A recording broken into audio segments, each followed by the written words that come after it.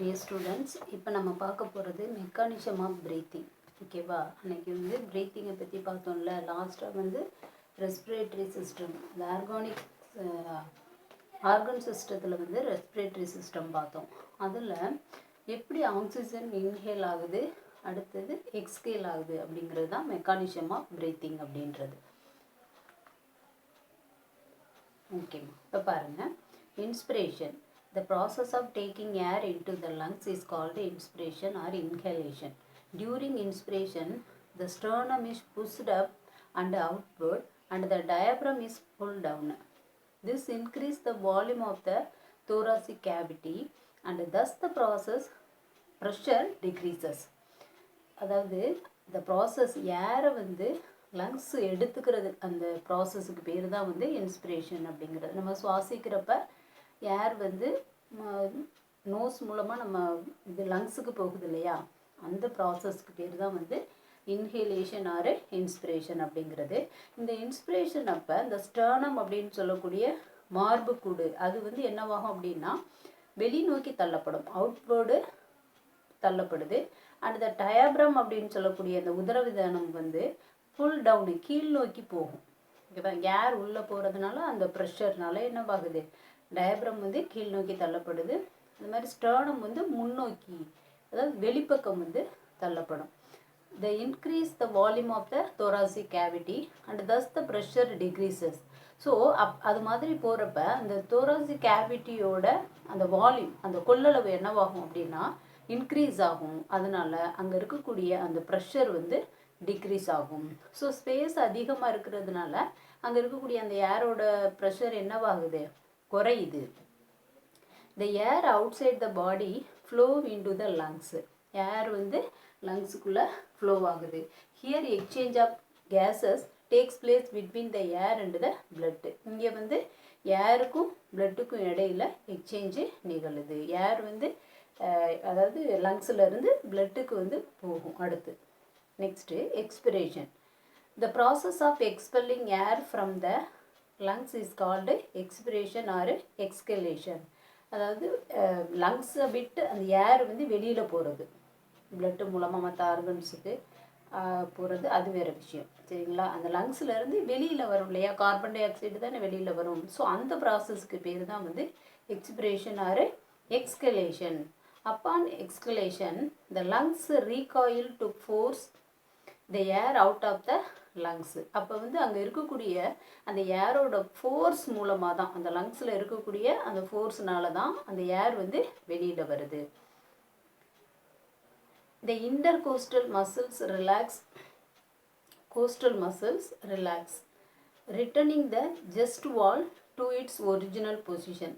அதாவது அந்த விலா எலும்பு இருக்கு இல்லையா, அது என்னவாகும் அப்படின்னா ரிலாக்ஸ் ஆயிரும். கொஞ்சம் பின்னோக்கி தள்ளப்பட்டது உள்நோக்கி வந்துடும்.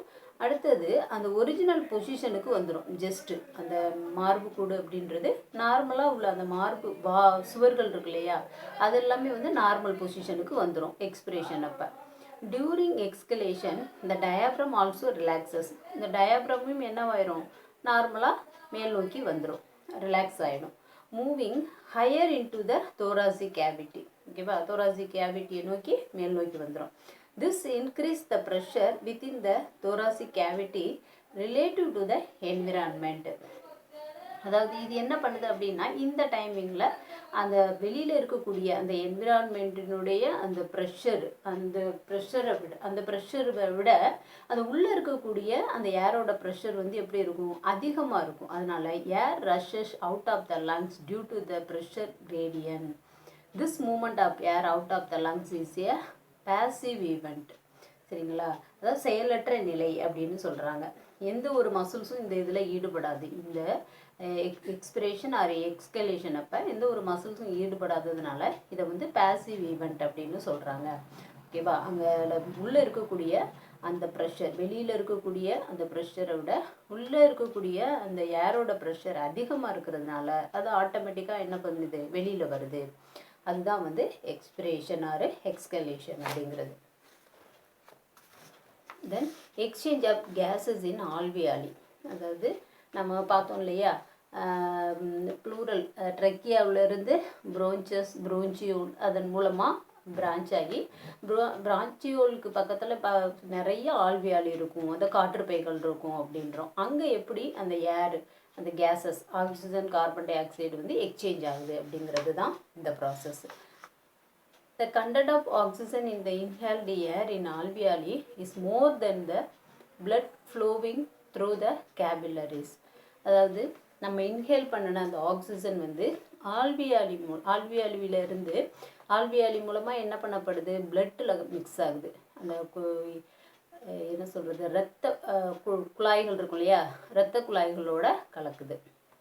So the oxygen moves into the blood by simple diffusion. ஓகேவா, அந்த ஆல்வியாலியில் அந்த பிளேஸில் அந்த ஆல்வியாலியில் கிடைக்கக்கூடிய அந்த ப்ரெஷர்னால் ஆட்டோமேட்டிக்காகவே அது என்ன பண்ணுது, பிளட்டோட வந்து கலந்துருது. அடுத்தது அந்த இரத்த குழாய்கள் மூலமாக ஆக்சிஜன் வந்து டிஃப்யூஷன் ஆகுது. ஆட்டோமேட்டிக்காகவே அது பரவ ஆரம்பிச்சிருது, லங்ஸ்லேருந்து பிளட்டுக்கு பரவ ஆரம்பிச்சிருது. Haemoglobin in the blood combine with oxygen to form oxyhaemoglobin. இந்த ஏர் வந்து இந்த ஆக்சிஜன் என்னவாகுது அப்படின்னா ஹீமோக்ளோபின் அந்த பிளட் வெசல்ஸ் பிளட்டில் இருக்கக்கூடிய ஹீமோக்ளோபினோட கம்பைன் ஆகி ஆக்சிக் ஹீமோக்ளோபினாக மாறுது. The blood carrying oxygen reaches the heart through the blood vessels. அடுத்ததாக இந்த பிளட் என்னவாகுது, பிளட் வெசல்ஸ் மூலமாக அந்த இரத்த குழாய்கள் மூலமாக ஹார்ட்டுக்கு போகுது. அடுத்தது the heart pump it to all the tissues in the body. The tissue relax carbon dioxide which is carried back to alveoli by the blood. The heart வந்து என்னவாகுது, பம்ப் ஆகுறது மூலமாக பம்ப் ஆகுறது அப்படின்னா எனக்கு சுருங்குறதன் மூலமாக இந்த ஆக்சிக் ஹீமோக்ளோபின் அப்படின்றது பாடியில் இருக்கக்கூடிய எல்லா திசுக்களுக்கும் கடத்தப்படுது. தென் அந்த திசுக்கள்லேருந்து ரிலீஸ் ஆன கார்பன் டை ஆக்சைடு, திசுக்களில் வந்து செல்கள் குரூப் ஆஃப் செல்ஸ் தானே திசுஸ் அப்படிங்கிறது. ஸோ அங்கே ஆக்சிஜனேற்றம் நிகழ்ந்து அங்கே என்ன பண்ணப்படுது அப்படின்னா அந்த கார்பன் டை ஆக்சைடு ரிலீஸ் ஆகுது. அந்த கார்பன் டை ஆக்சைடை திரும்ப பிளட்டை எடுத்துக்கிட்டு எங்கே வருது, ஆல்வியாலிக்கு வரும். தென் நம்மளுடைய அந்த எக்ஸ்கேலேஷன் மூலமாக அந்த கார்பன் டை ஆக்சைடு வெளியில் வருது. அதுதான் இங்கே சொல்லியிருப்பாங்க. The tissue release carbon dioxide which is carried back to alveoli by the blood. Carbon dioxide diffuses from the blood to the air in the alveoli and is sent out of the blood when the air is exhaled. சரிங்களா? So அந்த திசூஸில் release ஆன அந்த carbon tie ஆக்சைடை blood எடுத்துகிட்டு வந்து ஆல்வியாலிக்கு வருது. அப்புறம் ஆல்வியாலியில் இருக்கக்கூடிய அந்த டிஃப்யூஷன் அந்த அதாவது என்ன சொல்கிறது, அங்கே இருக்கக்கூடிய அந்த கம்மியான அந்த ப்ரெஷர் மூலமாக வெளியில் இருக்கக்கூடிய அந்த ப்ரெஷர் அதிகமாக இருக்கிறதுனால அது ஆட்டோமேட்டிக்காக என்னவாகுது, பரவ ஆரம்பிச்சிருது, வெளியில் அவுட் ஆகிடுது இந்த கார்பன் டை ஆக்சைடு. இதுதான் வந்து மெக்கானிசம் ஆஃப் பிரீத்திங் அப்படிங்கிறது. இப்போ இன்ஹலேஷன் எக்ஸ்கலேஷனுக்கு உள்ள டிஃப்ரென்சஸ் என்ன அப்படின்றத பாருங்கள். இந்த மசில் இன்ஹலேஷன் அப்படிங்கிறப்ப the muscles of the diaphragm contract சுருங்குது. இந்த மசில்ஸ் என்னவாகும் அப்படின்னா சுருங்கும். டயப்ரம் மசில்ஸ் வந்து சுருங்கும், கான்ட்ராக்ட் ஆகும். எக்ஸ்கலேஷன் அப்போ the muscles of the diaphragm relax, ஆட்டோமேட்டிக்காக பழைய நிலைக்கு வந்துடும். சரிங்களா? Next the diaphragm goes downward.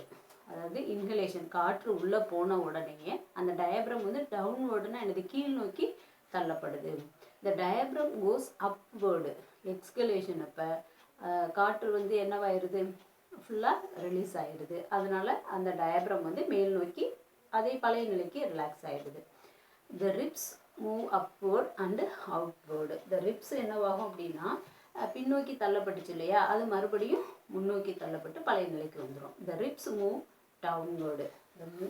The ribs என்னவாகுது, downward ஆகிடுது. த வால்யூம் ஆஃப் thoracic அதாவது ஜஸ்ட் கேவிட்டி இன்க்ரீசஸ்.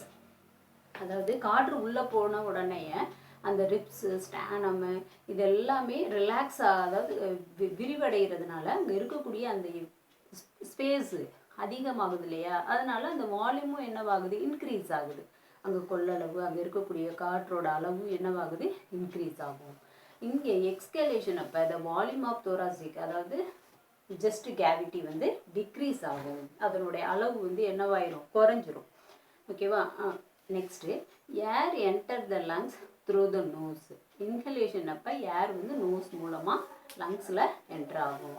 எக்ஸ்கலேஷன் அப்போ air goes out of the lungs through the nose. அப்போ எக்ஸ்கலேஷன் அப்போ ஏர் வந்து நோஸ் மூலமாக லங்ஸில் இருந்து வெளியில் வரும். இதுதான் இன்ஹலேஷன் அண்ட் எக்ஸ்கலேஷனுக்குள்ள டிஃப்ரென்சஸ்.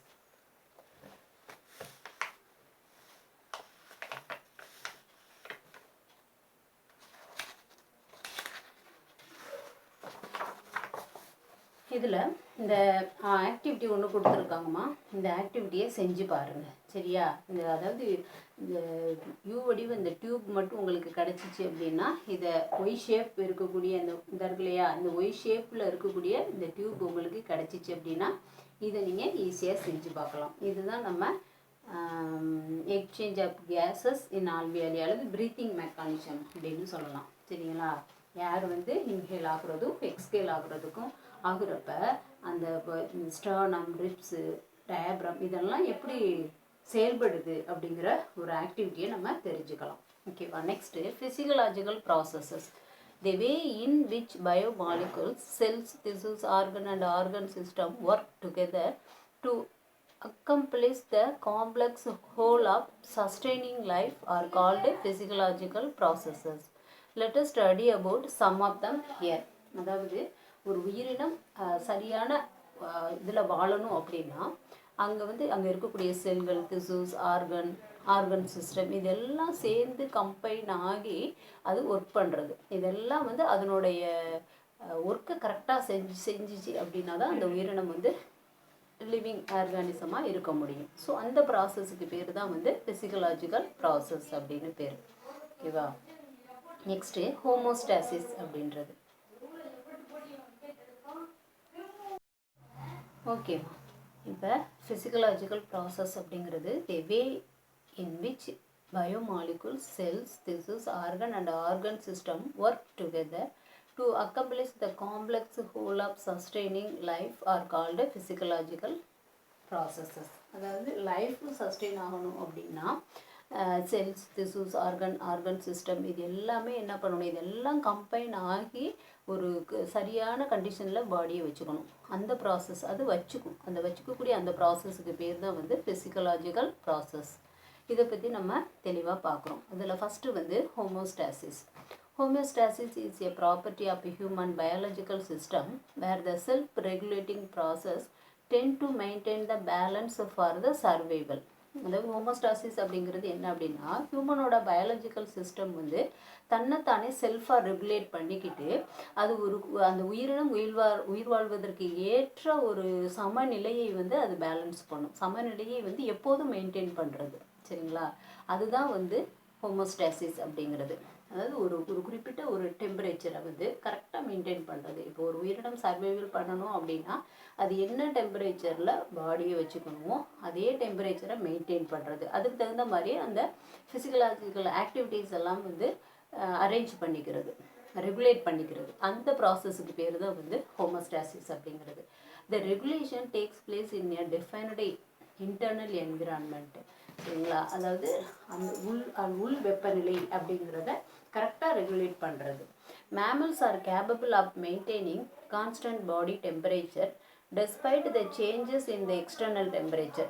மேமல்ஸ் அப்படின்றது பாலூட்டிகள்னு சொல்லுவோம் இல்லையா? இது என்ன அப்படின்னா எப்போதுமே எக்ஸ்டர்னல் டெம்பரேச்சருக்கு ஏற்ற மாதிரி தன்னுடைய உடலினுடைய வெப்பநிலையும் என்ன பண்ணிக்கும், மெயின்டைன் பண்ணிக்கும். அது behavioural and physiological responses are the two important regulating mechanism that maintain the stability of homeostasis. Homeostasis ஸ்டெபிலிட்டியாக அதாவது ஸ்டாண்டர்டாக மெயின்டைன் பண்ணணும் அப்படின்னா அதுக்கு ரெண்டு விஷயங்கள் ரெஸ்பான்சிபிள் இம்பார்ட்டன்டானது. என்ன அப்படின்னா பிஹேவியரல் அண்டு ஃபிசியலாஜிக்கல் ரெஸ்பான்சஸ். நம்ம உடலியக்கல் செயல்பாடுகள் கரெக்டாக இருக்கணும். தென் பிஹேவியரல், அதாவது நம்ம ஃபுட்டு எடுத்துக்கிறோம் அப்படின்னா அதில் கரெக்டான வாட்டர் இது இருக்கணும். அதே மாதிரி ரிலீஸ் ஆகுறதும் என்னது, நம்ம யூரின் போகிறோம் இல்லையா, அந்த மாதிரி ப்ராசஸில் physiological responses.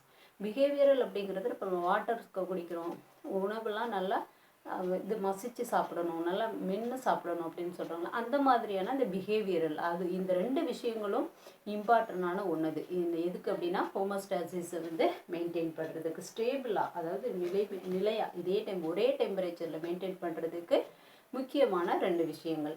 In simple term it could be referred as a balance in a system to maintain a stable internal environment for the survival of animal. ஒரு அனிமல் சர்வைவல் பண்ணுறதுக்கு அதனுடைய உள் வெப்பநிலையை சமநிலையில் வச்சுக்கிறதுக்கு பேர் தான் வந்து ஹோமோஸ்டாசிஸ் அப்படின்னு பேர்.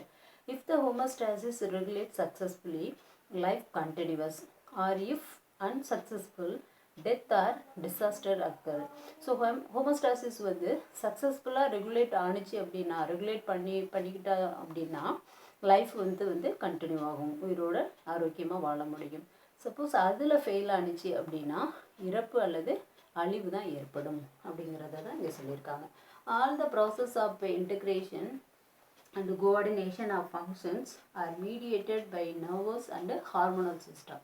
அதாவது நம்மளுடைய அந்த உடலினுடைய ஒருங்கிணைப்பு இந்த ரெண்டு விஷயங்களையுமே வந்து நர்வஸ் சிஸ்டமும் ஹார்மோனல் சிஸ்டம் தான் வந்து கோஆர்டினேட் பண்ணுது, ஒருங்கிணைக்குது. சரிங்களா?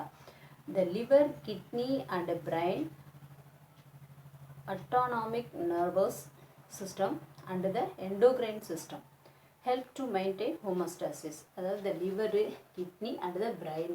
brain வந்து hypothalamus அப்படின்னு சொல்லுவாங்க இல்லையா?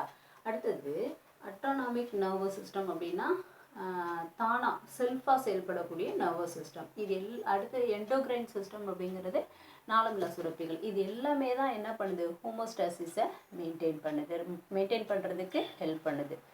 Maintenance of body fluid concentration, body temperature are done by various biophysical and biochemical methods. அடுத்தது நம்ம உடலினுடைய அந்த திரவத்தினுடைய கான்சன்ட்ரேஷன், அதனுடைய அடர்த்தியை வந்து எது மெயின்டைன் பண்ணுது அப்படின்னா பயோஃபிசிக்கல் அண்டு பயோகெமிக்கல் மெத்தட்ஸும் தான் வந்து என்ன பண்ணுது, மெயின்டைன் பண்ணுது. அதனுடைய அந்த டெம்பரேச்சரை, ஃப்ளூயிட், அந்த பாடி திரவத்தினுடைய அந்த கான்சன்ட்ரேஷனை வந்து மெயின்டைன் பண்ணக்கூடியது எது ஃபங்க்ஷன் அப்படின்னா பயோஃபிசிக்கல் அண்டு பயோகெமிக்கல் மெத்தட்ஸ் தான். Human beings are warm blooded in nature. அதாவது நம்ம வந்து வெப்பரத்த பிராணி அப்படின்னு சொல்லுவாங்க ஹியூமன் பீயிங்ஸை வந்து. they maintain their body temperature as constant. அதனால் உயிரினங்களினுடைய அவர்களுடைய இந்த ஹியூமன் பீயிங்ஸினுடைய உடல் டெம்பரேச்சர் எப்படி இருக்கும், எப்போவுமே கான்ஸ்டண்ட்டாக மெயின்டைன் பண்ணிக்கணும். when the body temperature rises, sweat is produced to bring the temperature down.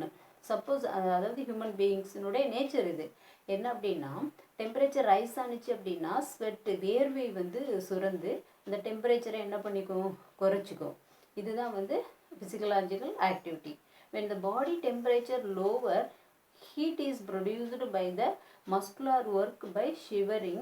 this is an example for homeostasis. அல்லது இந்த பாடியோட டெம்பரேச்சர் லோவானுச்சு அப்படின்னா மஸ்குலார் ஒர்க்கின் மூலமாகவோ அல்லது ஷிவரிங்னா நடுக்கத்தினால என்ன பண்ணிக்கும் அப்படின்னா ஹீட்டை ப்ரொடியூஸ் பண்ணி அந்த பாடியோட டெம்பரேச்சரை வந்து என்ன பண்ணிக்குமா, சமநிலையில் வச்சுக்கும்.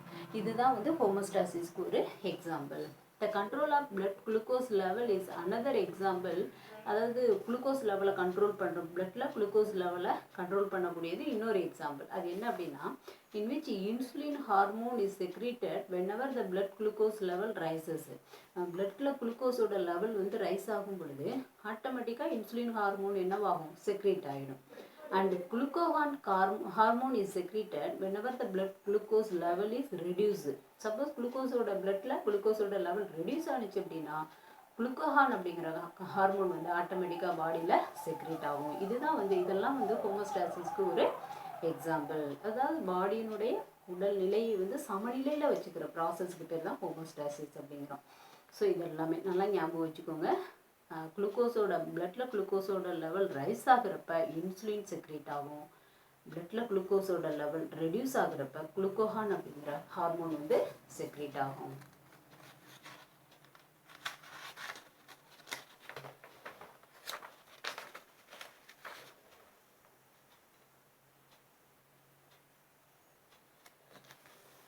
Next, diffusion அப்படிங்கிறதுமா. Diffusion is the movement of particles from an area of higher concentration to lower concentration.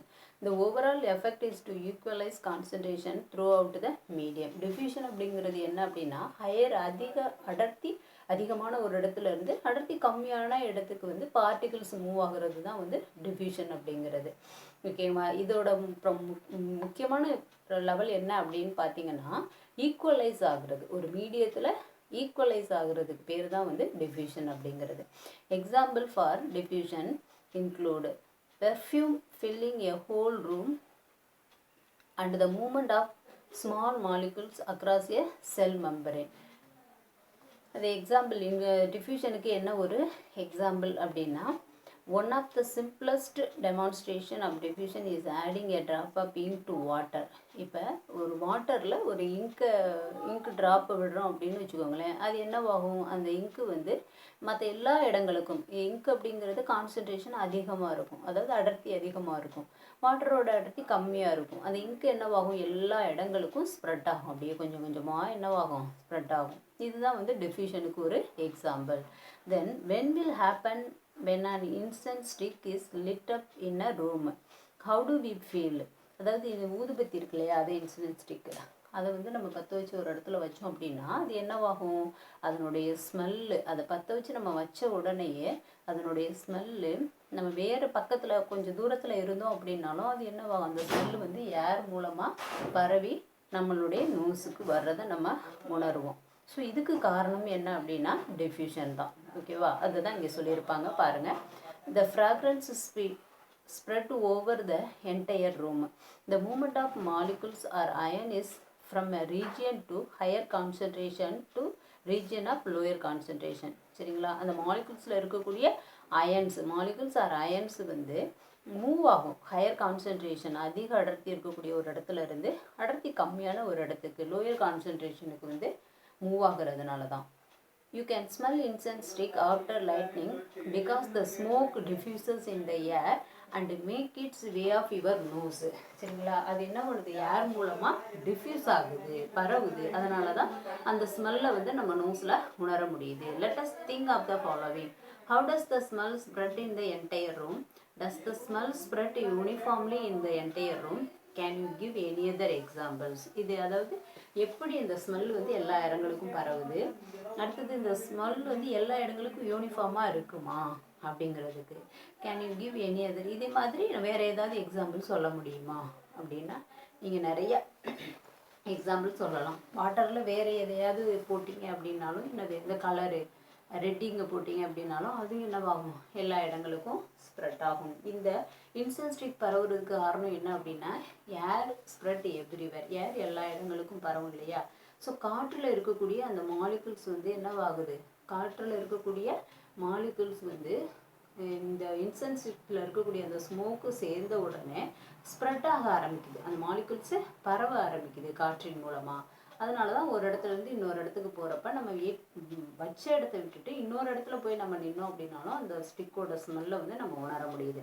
There are other processes in which substance move in liquid medium.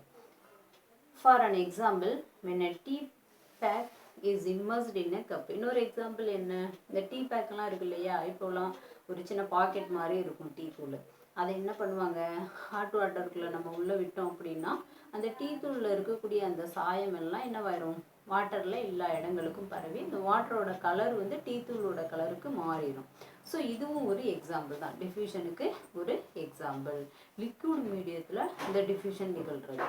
So ஓகேங்களா, வாட்டர் அப்படிங்கிறது லிக்விட் தானே, அதில் diffusion நிகழ்கிறது தான் இந்த example. Incense stick அப்படிங்கிறது ஏரில் diffusion நிகழ்கிற ஒரு எக்ஸாம்பிள். என்ன பார்த்தோம், for an example when a tea bag is immersed in a cup of hot water, the tea powder particles dispose in the water by diffusion. சரிங்களா, அந்த டீ பவுடரில் இருக்கக்கூடிய particles வந்து வாட்டருக்கு diffusion மூலமாக ஸ்ப்ரெட் ஆகுது, அதுதான். நெக்ஸ்ட்டு ஆஸ்மோசிஸ் அப்படின்றது சவுடு பரவல் அப்படின்னு தமிழில் சொல்லுவாங்க.